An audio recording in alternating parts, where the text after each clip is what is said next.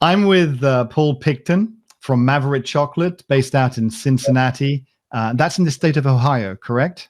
That's correct, yes. Oh, okay, great. So I'm off to a great start. And Paul, why don't you introduce yourself and what you do out there? Sure. So I'm the co-founder and owner of Maverick Chocolate Company. We are a bean-to-bar chocolate maker based here in Cincinnati. We've been operating for about 6 years. We now have 2 factories, 2 retail locations. Our shops are a mix of factory and retail. So retail in the front, the factory in the back, visual factory so people can see what we do and what goes on. We're trying to bring good quality chocolate here to the U.S. We've won 3 Good Food Awards and about a dozen international chocolate awards in our 6 years. So we are. Wow, a dozen. Yes. I didn't realize it was that many. That's fantastic. Yeah. So we are. We're putting Cincinnati on the chocolate map, as we like to say, and Cincinnati definitely was ready for some good quality chocolate. It needed it. It did, absolutely. You know, one of the things I really loved when I was reading your about page, and you've got a wonderful video, which I kind of recommend people who are interested or in the area who want to know about you, go and watch that video because it was very well done. But one of the things I really liked was where you said somewhere on that page you were selling jet engines for a living, and then you found yourself out of work, and then one day you realized you were running short of chocolate. To me, I thought, this is a guy like, he's after my own heart. You get your priorities right in life, and it's like you realized you were running short of chocolate. And I'm guessing when you were traveling, you were picking up high quality chocolate from different places, and you'd kind of broadened your palate and your taste and your lifestyle to have all this fantastic chocolate from different places, and that was drying up. Is there a different story there, or tell me a little bit about that?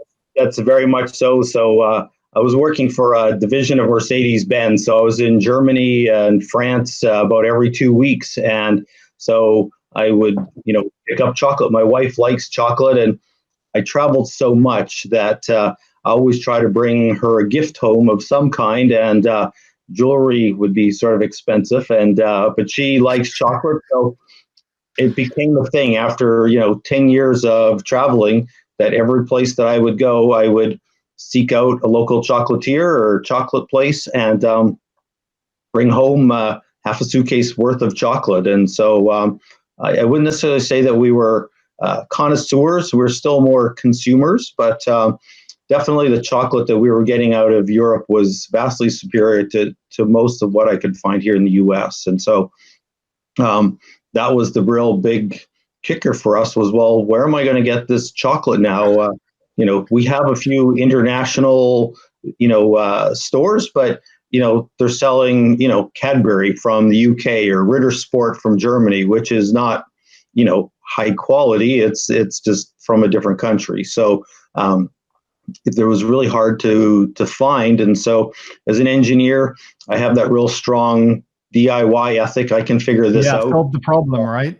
Right. Well, so bought some beans online, started roasting them in our home oven, and I made a little cracking machine, bought a little grinder, and started playing around. And the more we did that, I realized, maybe this is career 2.0. And Paul, there's a lot of people that I've been talking to, even at the Amsterdam Festival. I think it was in February, Chocoa, and I was going around talking to how one of the questions I would ask the chocolatiers was, how did you get started? And the number of people that told me they just got started in their kitchen, and the number of people that told me they got started in their kitchen after they got drunk. So I'm not going to ask you about the latter one, right? Yeah. I'm just going to say there's a number of companies out there that only exist because they got drunk one day in their kitchen and thought it would be a great idea and are now making excellent chocolate. Yeah.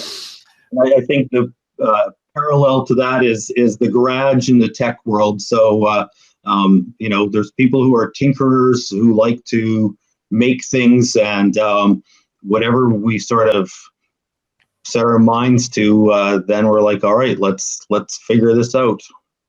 So one of the there's going to be a couple of things I'd really like to discuss with you today. And you're an ideal person in some respects to ask this question to. And we're going to be talking about direct trade. And the people who are sort of following my channel know that I've been talking about direct trade to coffee in the coffee industry. And I really want to now pose this question out in the world of chocolate and cacao, because there's understanding the theory of direct trade. And then there's sort of reasonably big companies, medium-sized companies, let's call them, who you can understand how they can operate a direct trade model. But then the more I understand the issues of direct trade, and there are a lot of drawbacks and technical problems with the direct trade model, it raised the question to me, well, how does a small company do this? How does a small company eschew the buying the beans on the market, the sort of the commodity type beans, and actually go through the process of selection, identification, of the localization of the farmers, picking the right plots and the people they want to deal with, all the way through the logistics? How does a small business manage that? So it's there's a lot of different ways that I think that we do direct trade, even in our company, and we're on probably the nano scale where we are such that we probably do about 6 to 8 tons of beans a year, so we're small, but I do it in a couple different ways. So some, for example, beans that I get from Hawaii, I physically flew out there, went and met the farmer. And the reason that I discovered them, I was invited to be a judge at the Big Island Chocolate Festival a couple of years ago in Hawaii. And so I was judging raw beans. So yeah, not such a bad and but most of what I was judging was raw beans, because the Big Island of Hawaii has a lot of cacao growers, but most of them don't really understand how to make chocolate out of their beans. So I was invited to give a little talk on how for $1,000 you can make chocolate in their little laboratory. And so I had to review all of these beans. It was like a contest. Well, the ones that tasted the best, I'm like, all right, who did I select? And so I was able to find out, her name, Susan Bassett, where her farm was. And of course, it's an island, so it only takes a couple hours to get there. And went and visited her farm, talked to her, saw what she was doing. She was a retired botanist, bought this land a couple of years ago, started planting trees. And so she understood the science behind growing and fermenting. And so she was able to produce what I thought were exceptional beans. And so, we just, agreed to terms right there on the spot, and she starts mailing me beans, and I get about 70 pounds, was that like 30 kilos every quarter.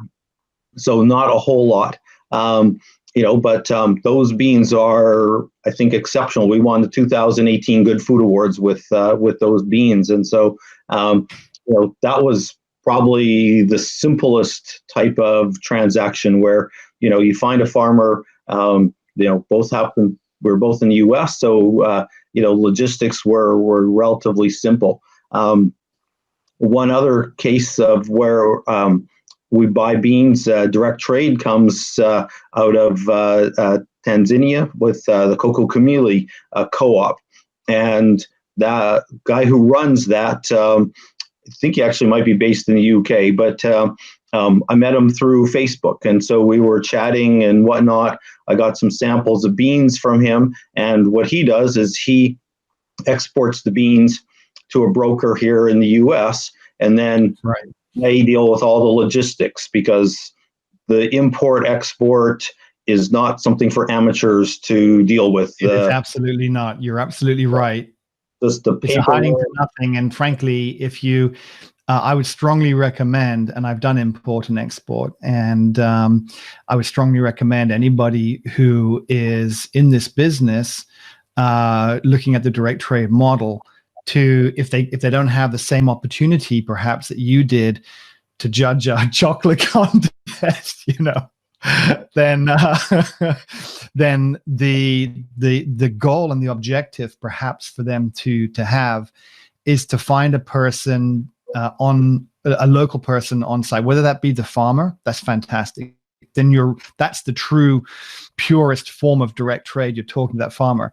But you may have instances where that's not practical because maybe you don't speak the same language as the farmer, or maybe you need more than one farmer because you need to hedge the situation where somebody lets you down or they have a bad crop, or you frankly just don't want to deal with the logistics side, which I strongly recommend that you don't. But whatever you do, I think it comes down to ensuring that you are focused on what is adding value to your business. What is adding value to your business is picking great beans, getting consistency, making sure you're getting delivery when you need it. It is not in the small print of the insurance document on the container, handing the stuff over. So that's somebody else's job, right? Correct. Yeah. And I'm saying because it gets more complicated when it becomes that way. I buy beans out of Peru, and that's definitely very challenging. And so I was there about 2 summers ago, went and visited a bunch of farms. And in most cases, what we're actually visiting are the co-ops and not the farms themselves. The farms themselves are like right. 1 or 2 hectares. And so there's not enough beans produced on any one farm to be able to really make that work. And so it's really the co-op that is doing all of that logistics, the coordinating of the beans and all those things. And so in Peru, we saw that a lot of the areas, really the town square became sort of the co-op center. So that's where the raw beans would be brought in to do the fermentation, to do the drying, the packaging, and then the town as the infrastructure then could coordinate with the shipping and the delivery, because this was on the east side of Peru, so they had to be trucked over the mountains to Lima, put onto containers, then shipped through the canal over to New Jersey, offloaded, stamped, inspected, blah blah blah. So that became a big challenge. One of the big things was we basically got swindled or hoodwinked on one of the batches of beans where I tried these beans going, okay, these are great, this is what I want, I'll take a ton of those particular ones. And what showed up at our warehouse 6 months later was completely different, and basically looked like it had a lot of CCN 51, which is a low quality hybrid bean, and not the fine flavor cacao that we paid for. So this is really common, and it's one of the risks in direct trade. Right. And I have maybe a little bit of insight into this because which I want to share. So I think it is quite useful. And when I was in the various things I've done in my life, I've worked trade in different countries, and I think something that we do in the West is we don't consciously know that we're doing this, but we project our own values and ideas and way of thinking onto Sure. the people that we're dealing with. Right. And you've heard the saying that travel broadens the mind. And the reason, and this is very true, that the reason travel broadens the mind is because you learn that not everybody thinks the way that you do. Right. And it doesn't mean that they're bad people or even that they're necessarily crooks in the same way. They don't think that way. And this is what's really interesting. I had a conversation with a friend of mine, and I asked him to try to explain to me why someone was ripping me off when I wanted to do a long-term business with them. Why were they ripping me off today for a few extra bucks and not have the long-term business? I just couldn't understand. And he explained something to me that I'll always remember. He said, Nick, you've got to remember that we've been at war for the last 20 years. You're talking about tomorrow, tomorrow, tomorrow. In their culture, in their history, there may not be a tomorrow. They're only interested in what goes in their pocket today. And that really reframed a lot of how I interacted and I thought about my negotiations. Right. And I've heard very similar, dealing with a lot of the South American countries, of explaining very similarly, like there's not that same culture of planning for the future, retirement and all those things are not the same way. Here in the West, as soon as our kids are born, we already have a college fund. We know what's going through. We've got what are they going to do when they retire? Our lives are planned for us, and in a lot of places that's not the case. And so, that's actually one of the ways where direct trade is helping some of these farmers, because one of the challenges the small farmers have is some of the bigger companies will take advantage of that and know that if they go in today and offer, $10 for a bag of beans that are worth $50, they'll sell them because $10 today is better than $50 tomorrow. And so, the coyotes will take advantage of farmers. And so a lot of the co-ops that I work with, like I work with one in Belize called the Maya Mountain Co-op. And one of their key things is they guarantee buying the beans at the right price. And interestingly, they tend to work with the women in the household. I was told they don't trust men with money. And absolutely right. And they're quite right, Right. I think there's some truth to that, right? So I'm the one who always seems to be emptying the bank account. So yeah, there's definitely something there. And so they guarantee the price, which takes away that fear. Well, I'm not going to get what I need, and so I think the co-ops also provide training. They provide other plants, other trees. So I think a co-op is a good model to work from. It provides some stability for the individual farmers, and it also provides some confidence back to us as a purchaser that there's some business structure behind it, that the people who are running the co-op understand the challenges of logistics and how to do money transfers and all those kinds of things. And so there's higher confidence when I deal with a co-op that I'm going to get what I think I'm buying. So for me, that adds a lot of comfort. I'd say the other way that I buy beans, that's I think it's still, I'd consider a direct trade, but it's maybe one extra step in there, as we here in the U.S. have basically brokers who spend a lot of time out in the countries dealing with the farmers. They import the beans into the U.S. and then we buy them from them. And so we still know who the farmers are. We still, we Skype with them, we talk with them and that, but we go through some kind of a broker, and there's two in particular in the U.S. that work quite well: Meridian Cacao out of Portland and Uncommon Cacao out of San Francisco. And like Uncommon Cacao was an offshoot of Taza Chocolate, based in Boston area, and they were sourcing a lot of the beans and recognized that they often had a surplus of beans than what they needed for their own production. So they started selling them to small makers like myself. Right. And so they were a big enough company. They do like 200 tons a year. So compared to my 6 tons, they're a giant. And so I could lean on them a little bit. So they would go visit the farms. They would talk to all the farmers, make sure they're doing all the right organics, they're getting the sustainability. And they would buy the beans, and then I would, basically get a little bit of their surplus. And so I still felt like we were doing the right thing. We're working with the people who are helping. And so those are the only ways that I buy beans. I've not bought any, from Ghana or the Ivory Coast. I haven't found a way to ensure that what I would be getting there would be helping and not harming. And as we know, there's a lot of abuses that are happening in cacao and in coffee in those countries. And so that's a dilemma to us as chocolate makers, which is, we do have a strong ethical mission. We would like to help, how to be a positive influence, but it's hard to know where to start. You can only do that if you're in business.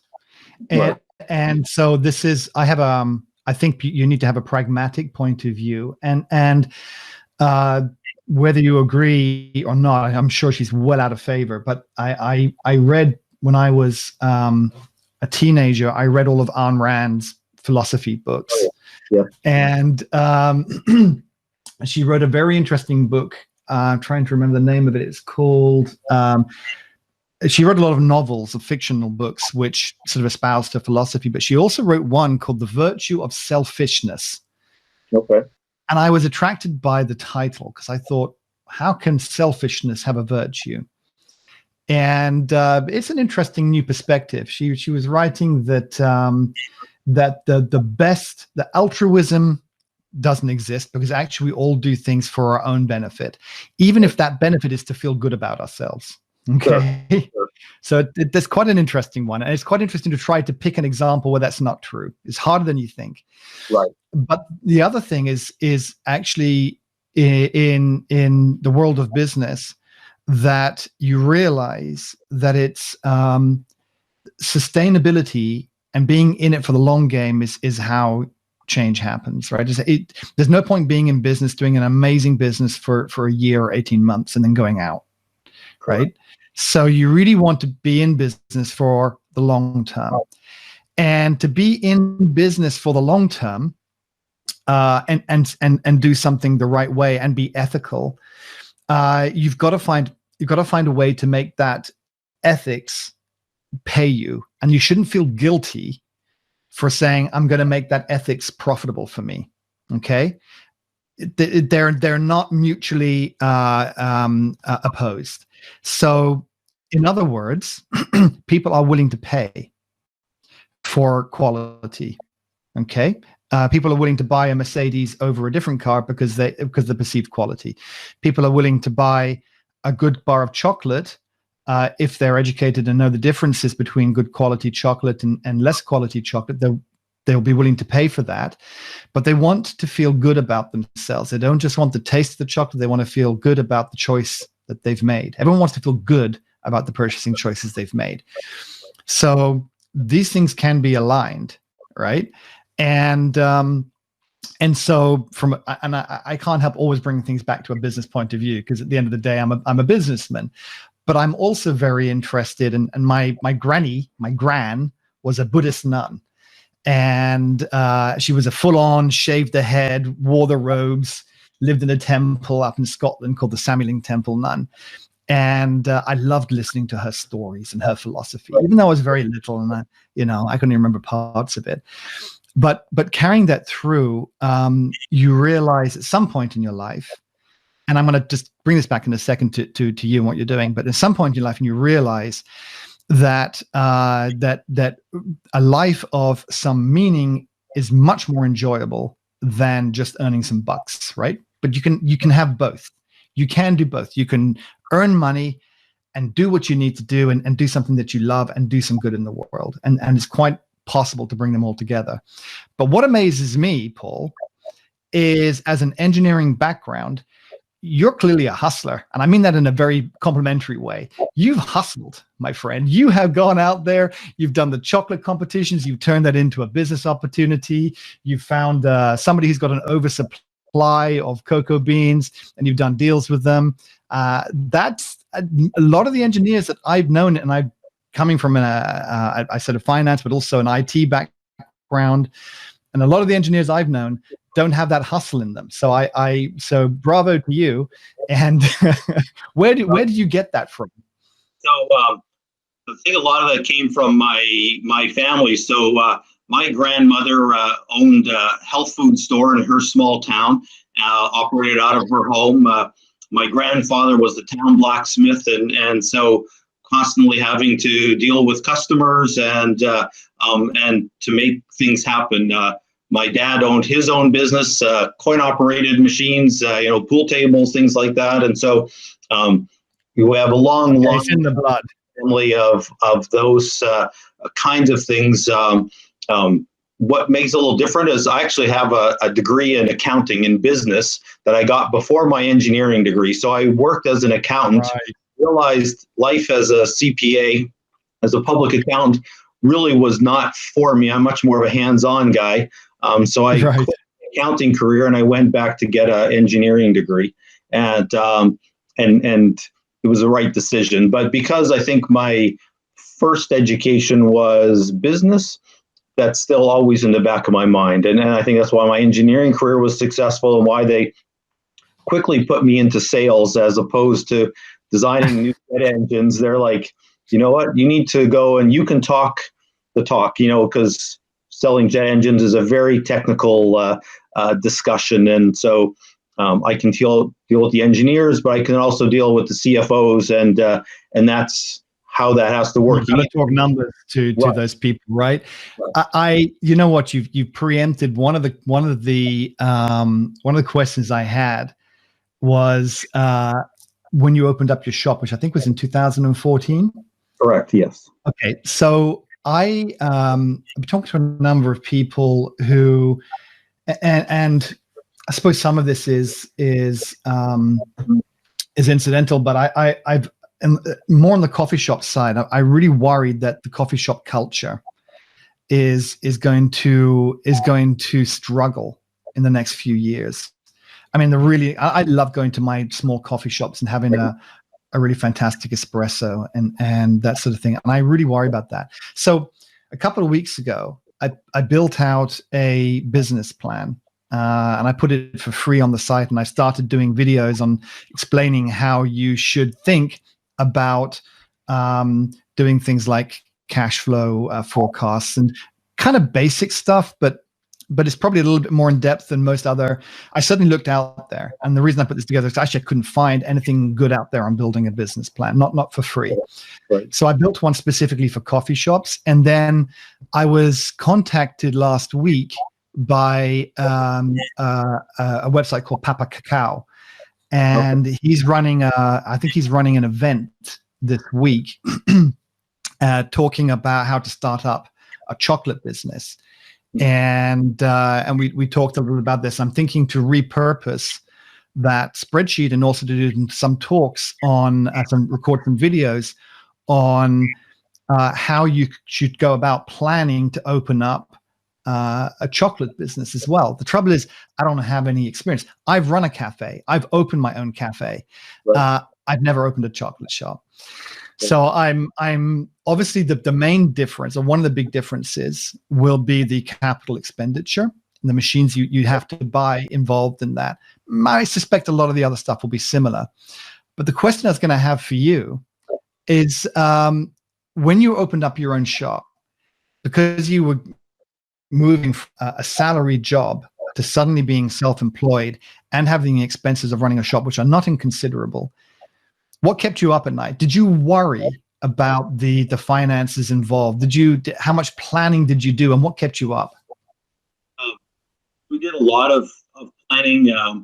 My wife and I knew that at some point we wanted to start our own business. I think it was in our blood. So personally, we were well situated financially. We had no debt. We had a lot of money saved up. So that was, I think, the big thing. We were waiting for the right opportunity to show up. And when we settled on chocolate, we were reasonably well prepared. I've written lots of business plans for different aspects of the businesses I worked in. I used to work for General Electric, for Delta Airlines, and and then a company called MTU in Germany, which was a division of Mercedes-Benz. And so I was used to how to prepare a business plan, talk to bankers and whatnot. So we put our plan together, went, talked to a couple of bankers, talked to places where we would look at leasing a space. And most of them were like, what do you mean make chocolate? Because that was totally unheard of. Right. To make it from the bean to bar was, this was 6 years ago, and completely unheard of, and so most of them were like, you mean you're going to be a chocolatier? You're going to like make, little truffles and bonbons?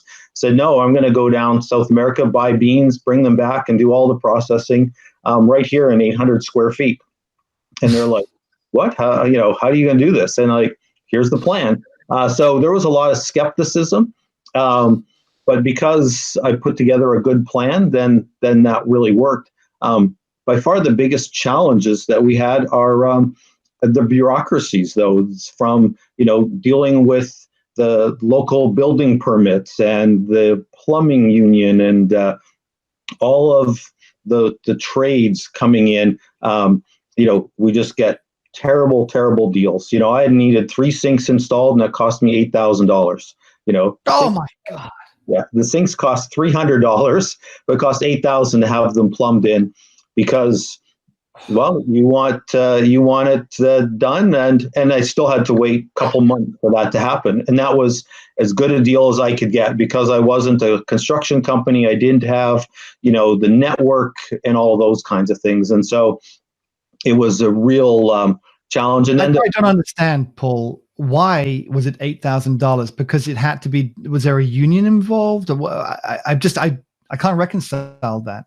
That's because there's a demand for commercial construction. So all the trades, electricians, plumbers, and whatnot. And so because we were not tied to a big general contracting company that would have had a pre-established relationship, we just had to go around, like, find any plumber who would be willing to take our business.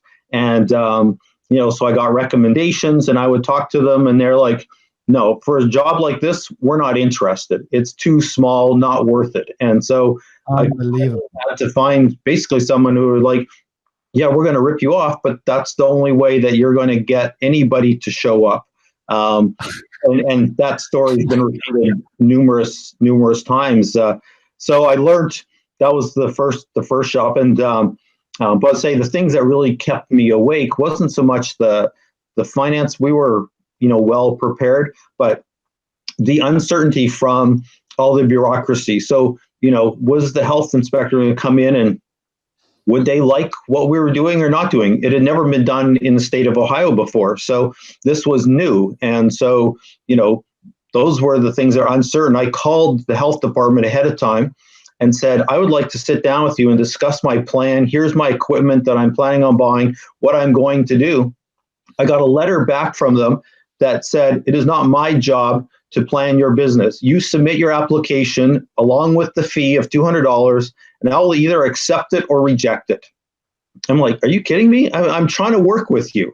And building inspector, exact same thing. Oh, I don't like your drawing. I don't like this. And I hired an architect to do this. And the architect was like absolutely dumbfounded that, the things that were nitpicked, and actually were wrong, So we lost a lot of time, several months of just dealing with that. And of course, you've got loans, you've got opening dates, you've got commitments that you're trying to, okay, let's get this open, let's make this happen. And the bureaucracy is what kept us. And the sad part is where we're based in Cincinnati is considered to be really good, and if really? I was going to ask you if you could recommend, like, if this is something that happens just in Cincinnati and the other states, maybe easier.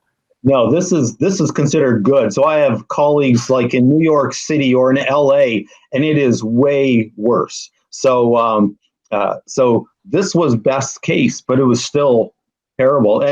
And so you have this real doublespeak. We had the vice mayor come out to our shop, to our opening, talk about how great it is and how we're trying to support small business and all this stuff. And I'm like, yeah, but the people who report to you are just constantly throwing roadblocks. And that's the whole purpose. And then so there's a real disconnect between, the politicians who are like, yeah, okay, this is what we're doing. This, it all sounds great, but the actual people I have to deal with, not so much.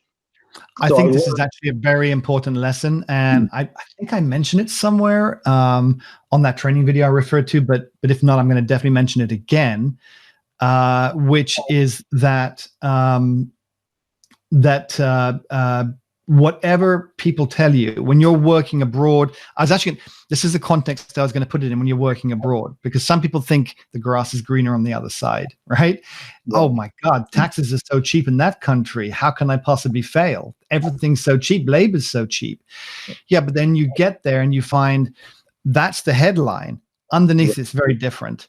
Yes. Underneath, you don't get, for example, where I was working, I would never get my VAT back. Right. They're legally obliged to pay, but I would never get it back. What am I going to do? If I make a complaint, they'll send the inspectors around. Right. And so the headlines that the politicians say are one thing, but I would caution anybody looking to get into doing business, and it's a fantastic thing. You would admit this. When you succeed at business, and it's not guaranteed by any means, but when you get there and you keep pushing, you persevere and you succeed, it's a fantastic feeling. But don't think you're going to have loads of friends supporting you. Don't believe those headlines that say, we're here for you, because generally you're kind of having to make it on your own. You are. And like when we started the business, a lot of our friends in the neighborhood were very skeptical. A lot of them are business owners as well. And we told them we were going to make chocolate. They were like, oh, well, good luck. And that's so you do feel sort of lonely sometimes. I will say that, because of the issues I had the first time when we opened up our second location about 18 months ago, I learned. And so this time I hired a general contractor, and he then hired all the subs that were necessary. So I spent about $14,000 for plumbing, but I had the entire building. I had 22,000 square feet. There was no plumbing in the building. So we had to install all new lines, 5 sinks, drain lines, all this kind of stuff for $14,000.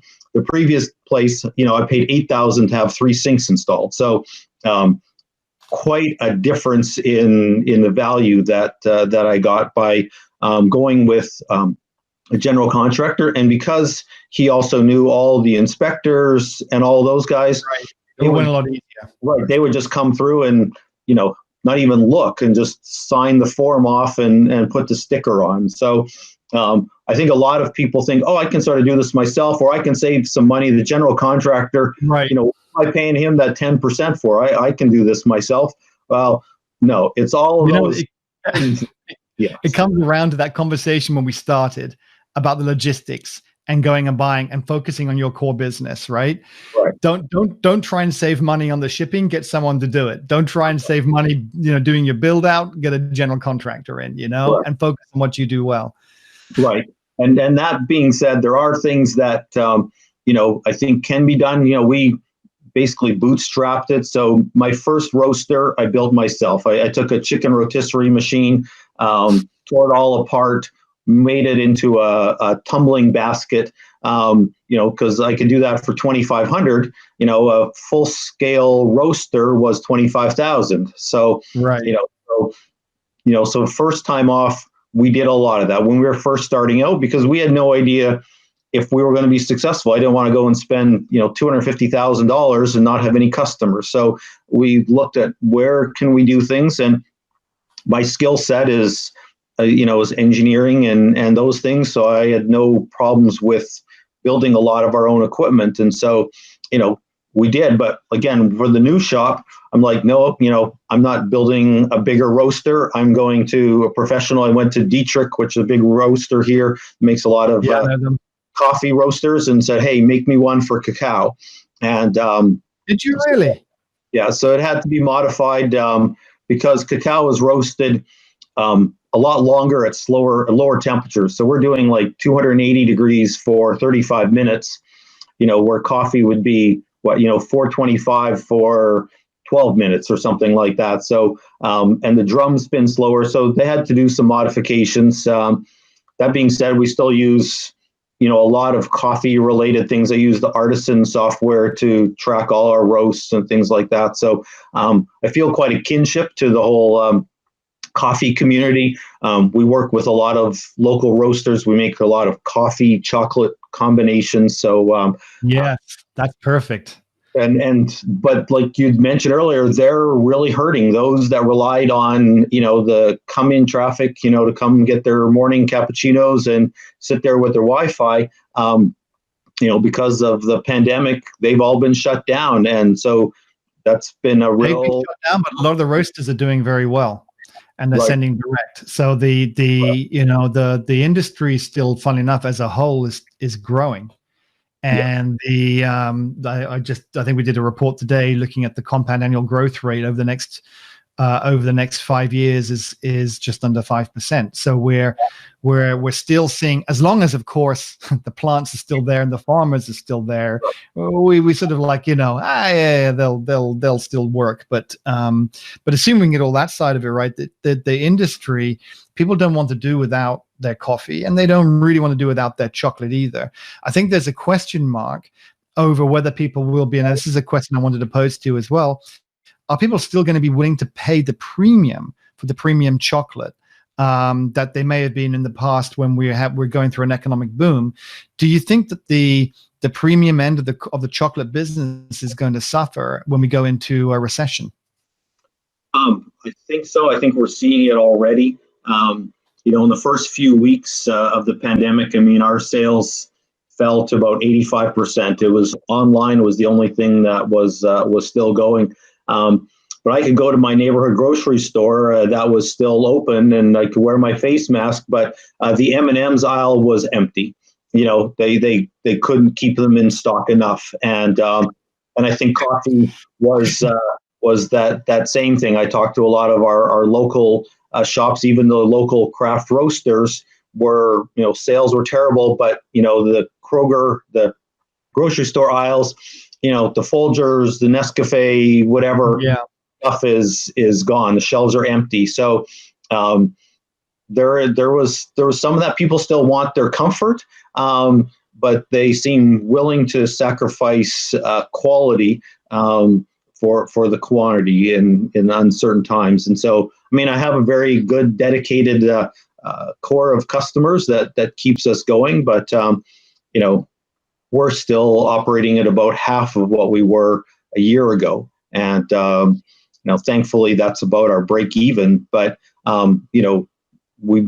we tried to save, going through last year. So we've been able to ride out the pandemic, but not indefinitely, that's the point, things do need to start to come back. If customers don't come back, then,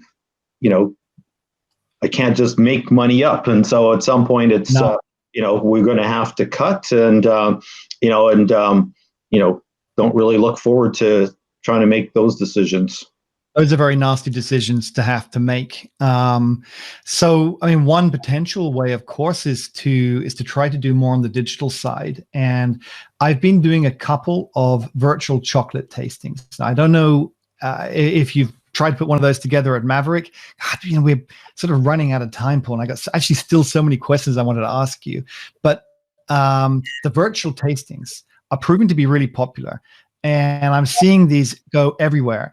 As a matter of fact, there's even a company in India doing virtual chocolate making courses where they'll send you the ingredients and materials and things, and you get to make it at home and all that kind of stuff. So there's a lot of, and they always used to do that on site. Right. And what we're seeing now, I can tell you from bar talks and the stories that we're covering, there's a lot of virtual chocolate tasting and even some virtual chocolate making. What do you think about that? Is that maybe an opportunity for you? We've tried a couple in a few different ways. First one we tried was just sort of, my opening up a bar, sort of eating the chocolate, describing what it was, and we realized that all I'm doing was sort of making viewers wish they had some chocolate, and they were. No, you got to send them the chocolate, Paul. You can't just eat it in front of them. That's kind of a torture. Exactly. So that was the next one that we did, was sort of announced ahead of time we were going to do the virtual tasting. So we'd send you the chocolate, and then we all got on Zoom at the same time, and then we could go through it same as how we did it in person. And those things are okay. It's just some of them feel like, for the amount of effort that you have to go through to do something like that, to sell 10 bars of chocolate, is not really worth it. I mean, that's the big challenge of, when we have a small staff. I have 4 employees. And so, we're all trying to figure out what is the best use of our time. And, to host something like this, is still, you've got to plan it. You've got to, what's your script? It all looks so easy, it's a lot of work, but it's not just to, show up and talk. So, and I realized that, most of those things just didn't work that well. So, what we found is much more traditional e-commerce types of things working. Having our, email lists, Facebook posts, Instagram, those are the things that really make a difference, and trying to continue to innovate. So, we've come out with a couple new bar flavors in the last 2 months, collaborations, with other coffee companies as an example. So that to me is really the way forward. I think collaboration is going to be the real key, because my circle is of a certain size, but so is someone else's, and there may be some overlap, but working together. So we've started to work with a lot of breweries, and we sell them the cocoa nibs to make into chocolate beers, so chocolate porters and things like that. And so that's become a very good market for us. And interestingly, chocolate beers are incredibly expensive. I almost bought one, and I'm generally a non-alcoholic. I will drink once or twice a year. I don't miss it particularly. But I saw a cacao chocolate beer, and we actually wrote an article about it. And I saw it down in the shops, and I went to go and buy it, and it was like 10 euros or something for one can of beer. I was like, oh my God, Typically ours is the same price as anything else that brewery would make. There's really been no price difference. So we have quite a few craft breweries here in Cincinnati. I think we have about 15 or 20 of them, and almost all of them have used Maverick Chocolate to make them. And so for us, that's been a really good source. A lot of the beans that said that we've got that end up being not really a good enough quality to be a bean to bar chocolate, because those have to stand on their own. There's no other flavorings. End up being extremely good for breweries. And so, so that's a great use to repurpose that material, and that also helps push your margins a little bit. So that's fantastic. Yeah. So, I wanted to ask so many other questions. One of the things I wanted to say, and we'll have to do another session, but one of the things I wanted to talk, and just at least I'll say it to you rather than ask it as a question, was I love the designs.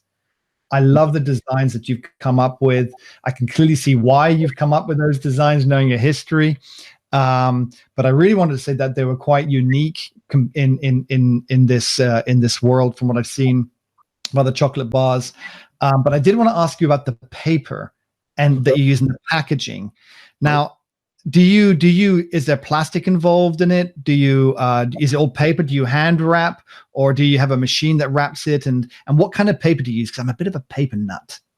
Right. So the bars themselves are placed into clear plastic bags and then closed with a wafer seal. And then the paper that we're using is from a company called Sundance. It's 80 weight paper. It's an ivory color. And we have them digitally printed so that we could get color on them. We used to use only letterpress, but then we started to win awards, and we wanted to put the stickers on and have them pre-printed. Right. And so we went to a digital system. Well, yeah, we have custom dies that are made to do it, but we just get them as stacks. And so we have to hand fold all of the wrappers, then stick a bar inside and fold them. So I have a couple. So you do it all manually, right? Correct. Yeah, all by hand. We have a couple of people who work on those a couple hours a day when they're not serving customers up front or whatnot, and they're fast. They can do it basically while they're chatting and talking. They don't need to look at what they're doing anymore. They've folded enough of them now. Good in their sleep.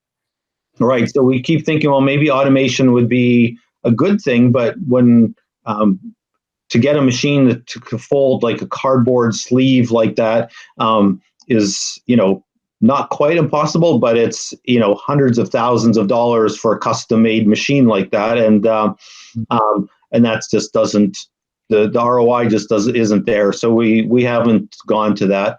So we're continuing to do, pretty much everything by hand, moldings by hand. There's closest thing I have to automation is a cooling tunnel where the bars run along a tunnel to get cold, but other than that, I mean, it's You're all using a cooling tunnel, not a fridge, right? correct. We started. That's a better way to do it. Right. We started with a fridge. And after the first bar in there, we realized this wasn't going to work. And so we modified the fridge with about a dozen fans, because in chocolate, it's not the temperature as much as the airflow. You've got to get the heat out of the center of the chocolate. And so we had a lot of fans, but it would still, you could only put in about 20 molds until the fridge was too hot and you had to stop. So last year, I hired an engineering intern to build me a cooling tunnel. I bought a conveyor belt and then had him build the whole structure out of plexiglass and aluminum struts with a couple of commercial air conditioning units designed for computer servers.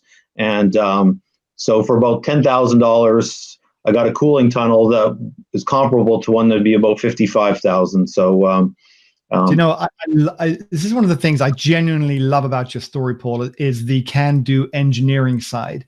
And I'm going to drop a friend's name in here because he'll never expect it. But I've got a lovely friend called Vlatko, and who's the most talented engineer I've ever met. And without going into the particular business that this was, he was an engineer on big machines. Okay. And he was an engineer on big machines that were all imported, where he didn't have the tools or the parts to service those big machines. Right. So where he needed a tool, he would make the tool. Sure. In fact, oftentimes he would need a part, but to make the part, he would need a tool. So he would make the tool to make the part and then make the tool to fit the part. Right. I mean, this guy was seriously talented. And he just shocked, and he would just get on like, of course, I will go to my lathe and I will make the tool. And this was his approach. It reminds me a little bit of like me saying, I need a cooling tunnel. Why would I buy a cooling tunnel? I'll make one. It's a conveyor belt with some, with some pipes. I'll make one of those. Correct. And that's part of, I think, being a small business owner is you have to be an innovative problem solver, because that's really your job as the owner, is to solve problems. You need your employees to be working.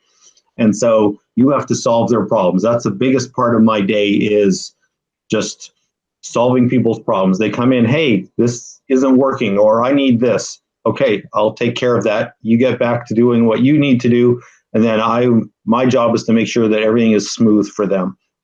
But, we don't have unlimited budgets. We can't just go and, get another loan for $200,000 to buy a new fancy piece of equipment. We got to pay them back. It costs money. So wherever we can make something, repurpose, we do. People probably get quite a laugh of me. I go to the hardware store and I'm looking around and like, can I help you, sir? And they're like, well, I'm looking for some kind of a widget that I can use to fix this or something. And they're like, you're on your own, So, but it's similar to your friend, where you're like, all right, how am I going to make this work? And so you go to the hardware store and you just keep looking and like get some inspiration and like, oh, I can modify that. So yes, exactly. I'm in awe of all those types of people. I'm not one of them, unfortunately. I wish I was, but somebody wise told me, maybe it was my granny, or maybe I read it somewhere, that you should never go through life thinking that one day I'll have fixed all my problems and then I'll be happy. But the key to happiness is actually the ability to improve your problem solving, so that problems don't bother you anymore. It was something along those lines, but I think that's a very true saying. On the note of which, we've sort of run over by 10 minutes or something, but I didn't want to stop. I only got about 2/3 of the way through the questions I wanted to ask you, Paul, but I do want you to know that you're not going to get away that easy, because Now that I know what you're capable of, I'm going to send you a link to the spreadsheet I did. And one day, when you got nothing to do, you're going to have a little look at it and you're going to tell me where I can improve it. Sure, absolutely. Absolutely. So people can find you over at maverickchocolate.com. Is that correct? That is correct. And I'm going to put a link in the session here in the below the video. And I can tell you it was a real pleasure, Paul. There's lots of other things I wanted to talk about. Maybe if you have some time, we'll come back and we'll do a part 2. Maybe we'll do a chocolate tasting session. When are you going to open up a chocolate shop in England? Not on the plans, I'm afraid. But I'm sure the Postal Service can make it happen, but maybe not in the summer. Melting chocolate is not so nice.